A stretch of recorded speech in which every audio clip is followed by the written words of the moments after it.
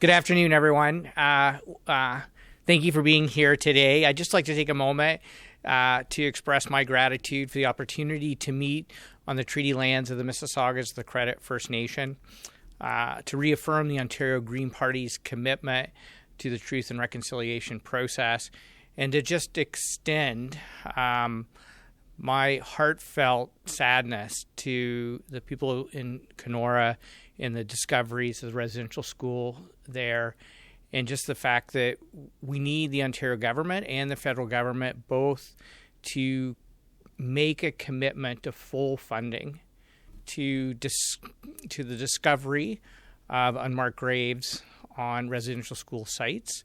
And I support the calls of Indigenous leaders that we all come together and that governments put forward sufficient funding for these discoveries out of respect, for dignity, and for truth and reconciliation.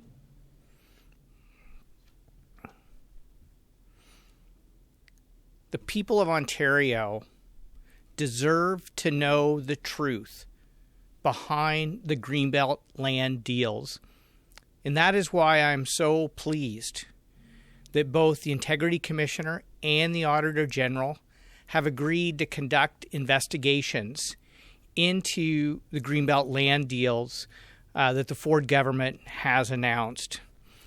There are serious, unanswered questions about how conservative connected land speculators knew to buy certain parcels of land protected in the Greenbelt. People need to know why the Premier broke his repeated promises not to touch the Greenbelt, not to open it up for development. This whole affair does not pass the smell test. And that's exactly why we need investigations, so the people of Ontario have answers to why the Ford government made these decisions, and answers to the financial and environmental consequences of opening the Greenbelt for development, especially since a whole host of experts, land experts, even the government's own handpicked housing task force clearly have stated that lack of access to land is not what's causing the housing affordability crisis that we're facing. That we do not need to open the Greenbelt in order to solve the housing affordability crisis. And so the question remains, why did Doug Ford choose to break his own promise and put the interests of a handful of land speculators ahead of the public's interest? And why especially did the Greenbelt government open up the Duffins Root Agricultural Preserve for development? This is a particularly egregious decision.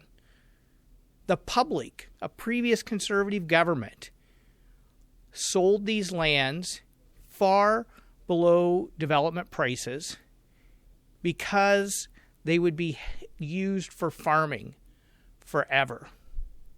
That was the right decision. I believe it was right for the public to make that investment. And now we need to know why the government is betraying the public interest, and what's the financial consequences to the taxpayers of the government's betrayal of that public interest. So I look forward to both the Integrity Commissioner's investigation and the Auditor General's investigation. And I want to extend a thank you to both of my fellow opposition leaders, John Fraser, interim leader of the Liberal Party, and Marit Stiles, incoming leader of the New Democratic Party, for working together in having a joint request to the Auditor General to conduct this investigation. Because the people of Ontario need to know that the opposition is working together to get the answers they deserve, to hold this government accountable for the decisions they've made. I'm happy to answer any questions. Not an expert on the disciplinary powers of either of these offices, but I know it's not a ton These reports are going to be tabled in the legislature, then probably up to MPPs on what to do. PCs obviously have a massive majority. What do you think is going to happen here? You know what? I think you're right that the disciplinary powers of either office, will are limited. But the court of public opinion is powerful. And the people of Ontario need to know the truth. There needs to be transparency and accountability around these land deals that do not pass the smell test. And I can guarantee you from the conversations I've had with citizens, farm organizations, environmental organizations, municipal leaders, people are going to continue to push back against these land deals because they don't pass the smell test. They're not in the public interest. They put our farmland at risk. They put the green space that cleans our drinking water and protects us from flooding at risk. And none of this is necessary, given what experts, including the government's own Housing Affordability Task Force, has stated is needed to address the housing affordability crisis. So I believe these investigations are important to shed light on these land deals.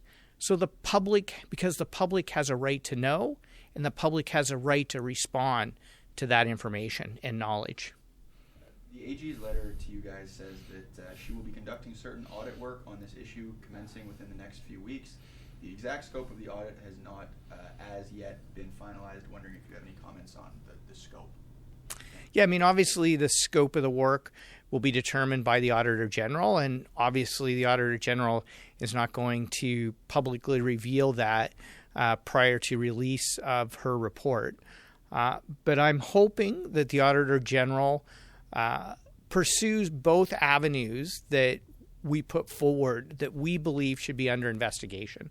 So first of all, the financial implications of how much this is costing public taxpayers in the loss of what could have been land sold at development prices rather than land sold at agricultural prices, with the understanding that the land would not be developed, and how that is benefiting individual land speculators at the expense of the public. And then second is to investigate the environmental implications and consequences for these decisions, especially as it relates to the fact that this is prime 1 and 2 farmland. This is some of the best farmland in North America. This land is adjacent to the Rouge Urban National Park.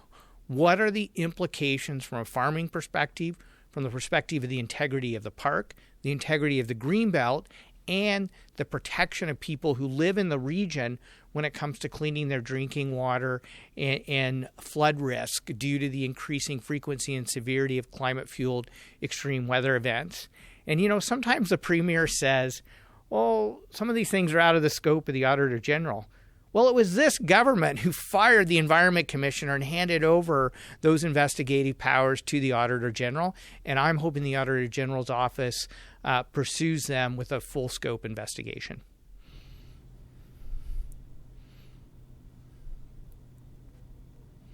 Great. Thanks, everyone. Appreciate you being here today for this important conversation. And I just want to conclude by saying that the Ontario Greens are going to continue to hold the Ford government accountable to put the public interest ahead of private interests. You know, whether it's the way in which the government's making decisions around Ontario Place to advance private interests over public interests, the decisions they're making around privatizing healthcare, again, putting the interests of a few private interests ahead of the public good, or whether it's when it comes to decisions surrounding the Greenbelt and putting the interests of a few private land speculators ahead of the public good, the Ontario Greens will continue to hold this government accountable and stand up for the public's interests. Thank you for being here today.